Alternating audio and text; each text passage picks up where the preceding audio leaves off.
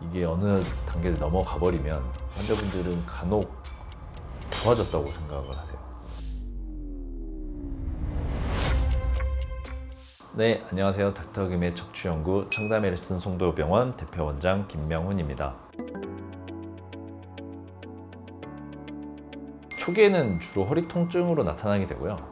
이제 허리 디스크 같은 경우는 좀 특징적으로 다 그러는 건 아니지만 초기에는 허리 통증이 있다가 점점 심해지면 엉치하고 하지 방사통이 생겼다가 요통은 조금씩 줄어들고 이런 양상을 보이게 됩니다. 그래서 좀 심하게 오신 분들은 허리는 안 아픈데 이제 다리가 아프다고 오시는 분들도 있고요. 뭐 종아리가 당긴다, 허리는 처음에 좀 아프다 말았다 이런 분들도 있고 이제 그런 상황이고요. 이제 척추관 협착증도 요통이 대개는 동반되긴 하고 이제 주증상으로 나타나서 불편하다 하시는 거는 걸으면 다리가 아파서 못 걷겠다가 이제 주증상이 됩니다.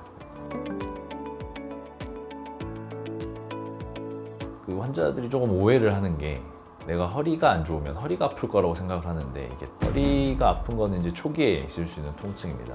뻐근한 증상이 초기에 이제 지속되다가 이제 눌리는 부위나 이렇게 좁아지는 부위에 따라서 이제 다리로 빠져 내려가는 신경이 눌리기 시작을 하면 이제 하지 증상으로 나타납니다.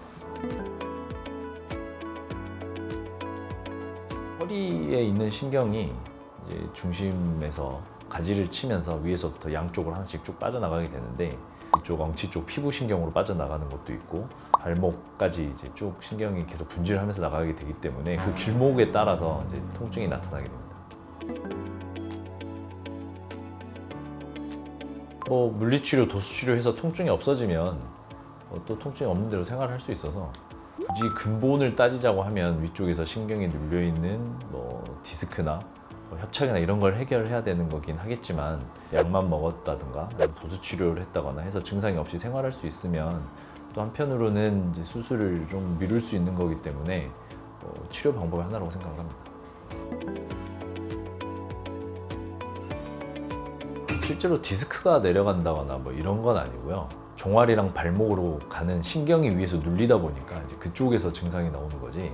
환자분들은 증상이 다리로 내려간다고 생각을 하는데 이제 그 눌린 신경 따라서 그 신경이 지나가는 길 따라서 이제 증상이 나타난다고 생각합니다.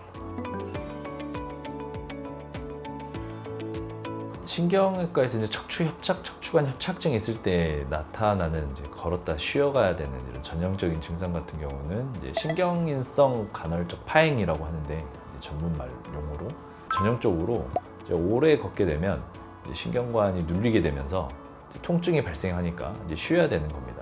이렇게 반복되는 게 전형적으로 척추관 협착증인 경우고요.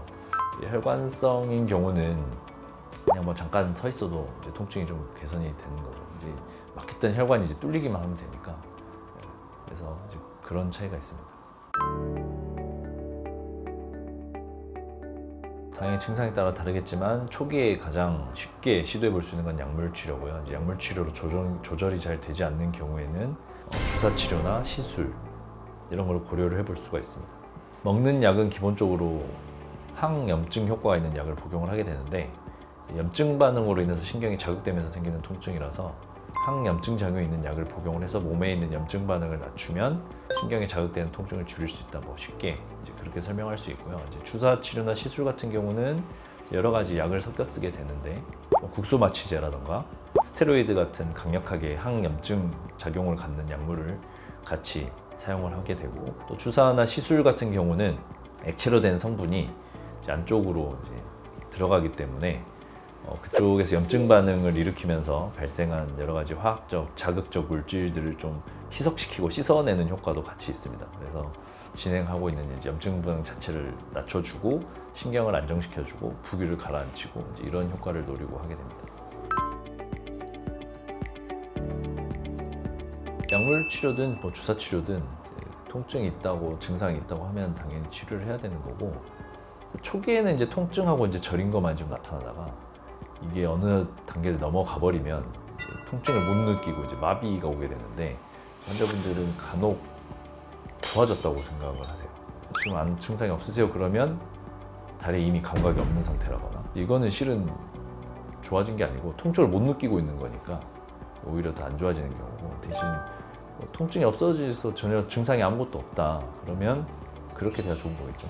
마비의 느낌은 본인은 모르는 건가요?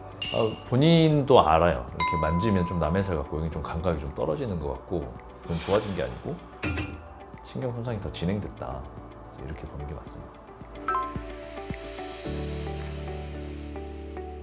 꼭 수술을 해야 되는 경우는 이제 당연히 그렇게 해야 되겠지만 사진상, 영상, 소견상 뭐 통증이 굉장히 심하긴 하지만 수술까지는 필요 없을 것 같다고 판단이 되면 뭐 주사 치료나 시술로 조금 더 치료를 해볼 수 있고요. 이제 뭐 주사나 시술로도 80, 90% 이상의 통증 조절 효과는 있기 때문에 꼭 수술을 해야 되는 병변이 아니라고 하면 굳이 뭐 모든 사람한테 아프다고 다 수술하고 이런 건 아니고 네, 그렇습니다.